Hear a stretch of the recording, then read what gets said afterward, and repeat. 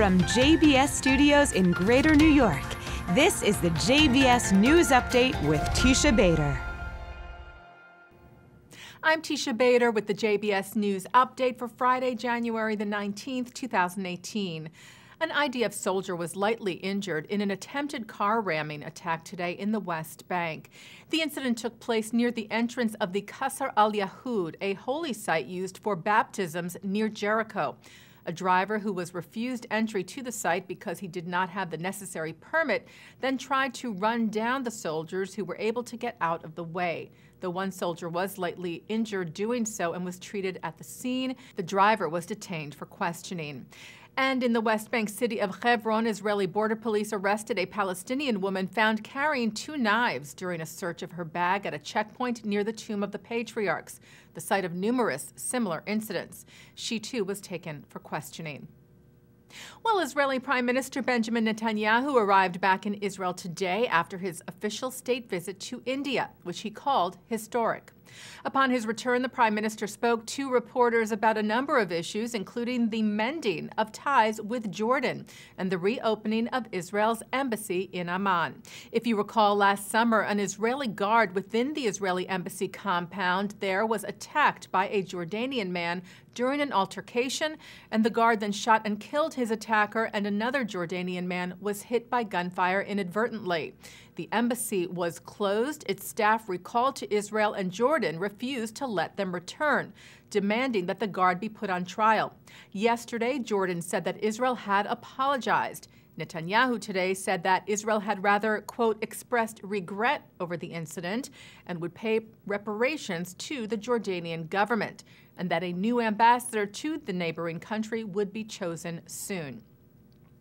Netanyahu also spoke of recent comments made by Palestinian Authority President Mahmoud Abbas, rejecting the leadership role of the U.S. in restarting peace talks with the Palestinians, telling reporters of Abbas if he doesn't want the U.S. as a mediator, he doesn't want peace, adding there is no substitute for the United States.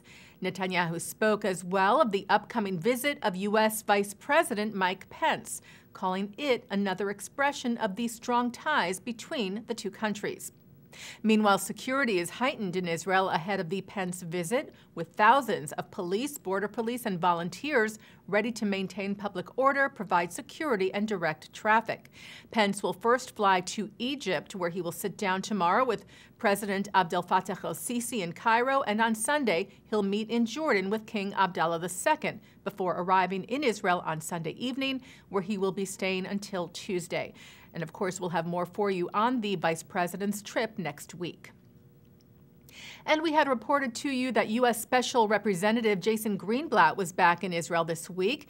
Greenblatt posted today on social media that he met with IDF General Yoav Mordechai to discuss Israeli security and Palestinian economic issues. Greenblatt was reportedly back in the region to help calm tensions between Israel and the Palestinians after the U.S.'s recent recognition of Jerusalem as Israel's capital. A ceremony was held in Argentina yesterday, marking the 3rd anniversary of the murder of Alberto Nisman. The Jewish special prosecutor was about to present his findings, including an alleged cover-up by then-President Cristina Fernandez de Kirchner, to Argentina's parliament regarding the role of Iran in the deadly 1994 bombing of the Jewish Center in Buenos Aires, when he was found dead of a gunshot wound to the head on January the 18th of 2015. His death was officially ruled a homicide just recently. Yesterday, friends and family gathered at La Tablada Jewish Cemetery in the Argentine capital to remember Nisman and to continue to call for justice. Well, it seems Steven Spielberg's film The Post will be shown in Lebanon. On Sunday, The Hollywood Reporter said that Lebanon had a ban on Spielberg because of his support for Israel and his filming of some of Schindler's List in Israel. But on Wednesday, French news agency AFP reported that Lebanon's interior minister said they would allow the film to be shown.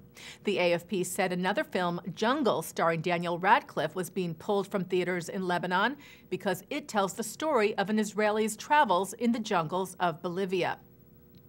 Lebanon does not allow its citizens to visit Israel or to have contact with Israelis and has a ban on all goods from Israel.